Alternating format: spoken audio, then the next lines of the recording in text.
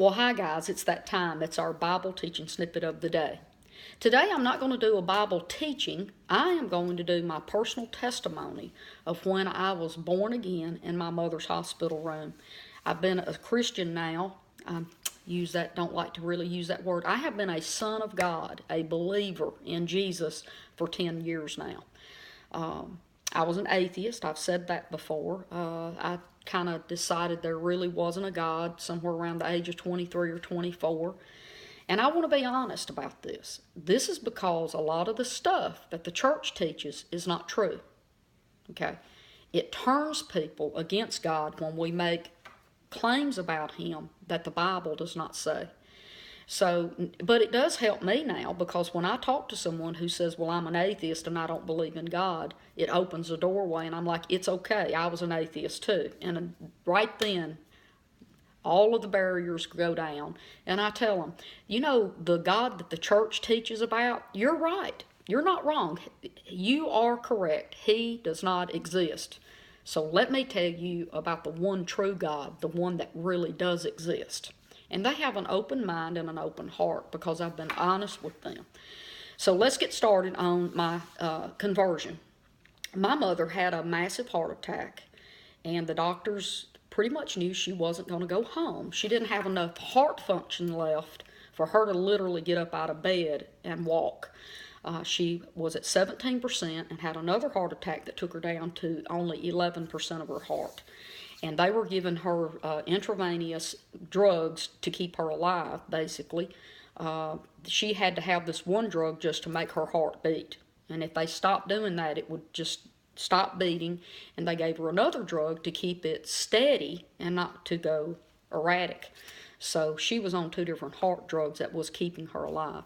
So we're in restorative care at the hospital. And my sister Becky, I asked her about getting one of Mother's Bibles. She brought me the Guidepost magazines that I would always mail to Mother. And yes, I was an atheist, but I respected my mother, and she loved the Lord, and I made sure she had those little Guidepost magazines delivered to her house. And I asked Becky what Mother's favorite music was, Christian, and Becky brought to me the Gaithers and Elvis Presley gospel. And I played that music, made sure she had a little CD player there in her room, and we played that music for her over and over again. But when I stayed with Mother, I would sit beside her bed. Now, Mother wasn't asleep. She was on pain medicine, but she was awake. And I would read the Bible to her. And I would read the Guidepost magazines to her. And even as an atheist, at night, I would go to her bedside, and I would say, and I would pray for her, because she wasn't able. I would tell God, I do not believe in you, you know that, but I will honor my mother, and I will pray for her because she can't. And I would pray some prayer for her. And one night, after, I don't know, maybe 2 months of reading her Bible out loud, Romans, there's a verse that says, the hearing of the word. And I was hearing the word because I was speaking it and reading it out loud to her. One night, something came over me, and that night I went to her bedside, and instead of saying, I don't believe in you, I didn't do that. I put my hand on my mother's heart, and I just kicked in the throne room door of heaven. And yes, I was trespassing, but I kicked the door in, and I just was very, very bold. And I said, I know that you can heal my mother. You take my good, strong heart and you give that to her. And you give me her weak, bad heart. And you take me. Let my mother live. She's a good woman, and people love her, and they need her. No one will ever miss me but my husband, and he'll be fine. He's strong. He can do this. Now you take my good heart and you give it to my mother, and let her live, and you take me. Okay, this gets kind of crazy because the room kind of shifted, and the temperature drops about 15 degrees. It just gets really, really cold, and a wind blows across me, and I can't stand up, so I kind of fall backwards on the little couch I was sleeping on, and I have my head in my hands crying because I think I'm crazy now. I mean, how does the wind blow in a hospital room? And on my left, outside of me, not in my head, it was a male voice, very gentle and loving. And he said, "Your mother's not getting well. She's coming home to be with me. But I'm not through with you. I have things for you to do." Now, I knew everything that was going on in there was real.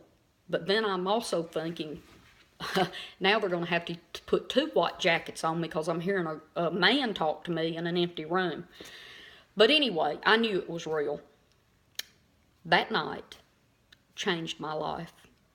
The next day when I left that hospital, I was a totally different person. That's why I don't call it being saved. He did not save me. He did not pull me out of a burning building.